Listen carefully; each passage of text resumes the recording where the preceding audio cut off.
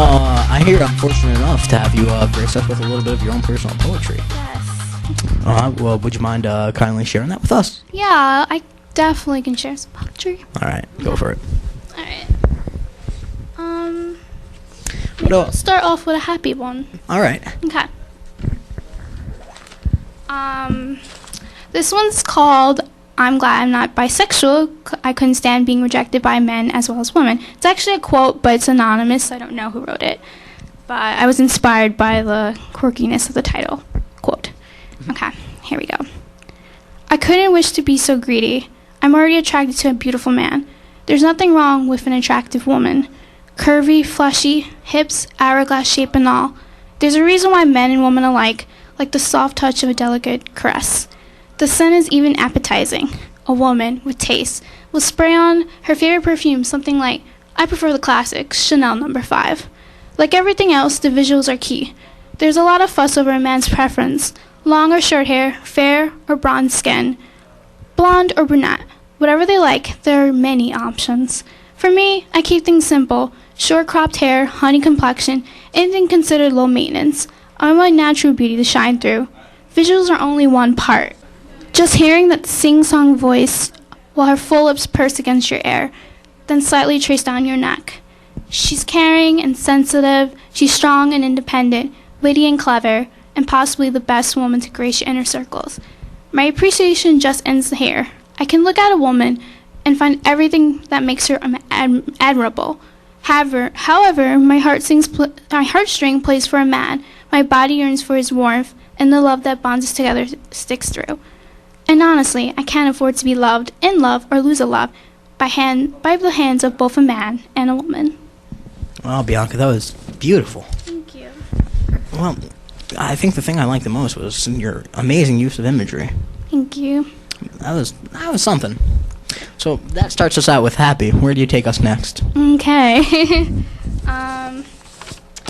This one's about like society. I like to write about different things besides love and like gushy stuff, like just about society and how sometimes I can be very cynical sometimes. So this one's just like about like on the website I'm on, allpoetry.com. There are a lot of people on the site who can't spell, and we have spell check, or they write really cliche things, and it's like they don't know the art of poetry, and it's like they're a poet and they didn't even know it is. Exactly, It's like, especially like poetry nowadays is like considered an emo thing, and it's like giving poets a bad rap. I like to express myself. And it's really not. I mean art is expressive, poetry is an expressive thing, but it's also a skill.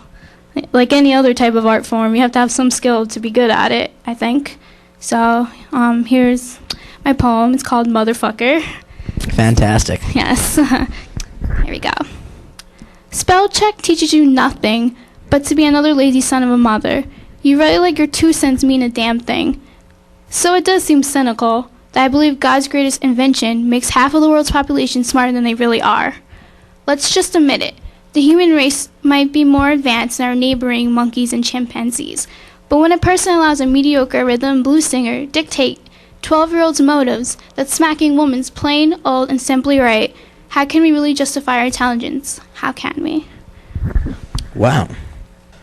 Bianca, would you be willing to grace us with one more of your beautiful muses? Yes, I will. All right, thank you. All right.